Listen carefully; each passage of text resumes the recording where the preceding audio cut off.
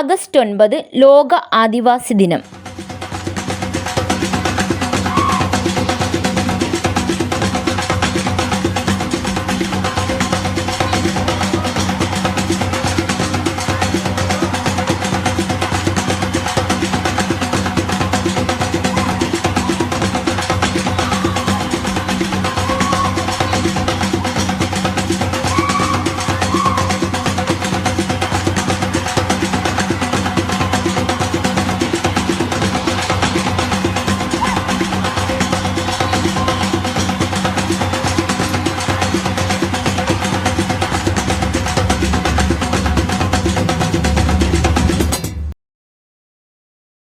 ആദിവാസികളോട് സർക്കാരിൻ്റെ അവഗണന അവസാനിപ്പിക്കണം. രേഷ്മ കരുവേടകം.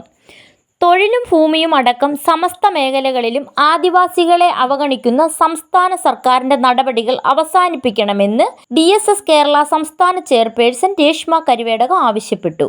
ആദിവാസി സംരക്ഷണ സംഘം സംഘടിപ്പിച്ച ലോക ആദിവാസി ദിനാചരണം പാലക്കാട് ഗോവിന്ദപുരം കോളനിയിൽ ഉദ്ഘാടനം ചെയ്യുകയായിരുന്നു അവർ. സമൂഹത്തിൽ ഏറ്റവും അധികം പീഡനങ്ങൾ ഏറ്റുവാങ്ങുന്ന ആദിവാസി സമൂഹത്തിന് ഇന്നും നീതി നിഷേധിക്കപ്പെടുകയാണ്. തൊഴിലിലെ സംവരണം നാമമാത്രമാണ്. ജീവിക്കാൻ ഒരു തുണ്ട് ഭൂമിക്കായി ആദിവാസികൾ പ്രക്ഷോഭരംഗത്തിറങ്ങിയിട്ട് പതിറ്റാണ്ടുകളായി. സംസ്ഥാന സർക്കാർ ആദിവാസി സമൂഹത്തിൻ്റെ ആവലാതികൾക്ക് നേരെ കണ്ണടയ്ക്കുന്നു. അട്ടപ്പാടി മധുവിൻ്റെ കൂട്ടക്കൊലപാതകത്തിലെ പ്രതികളെ സംരക്ഷിക്കുന്ന നിലപാടാണ് CPM സ്വീകരിച്ചിട്ടുള്ളത്.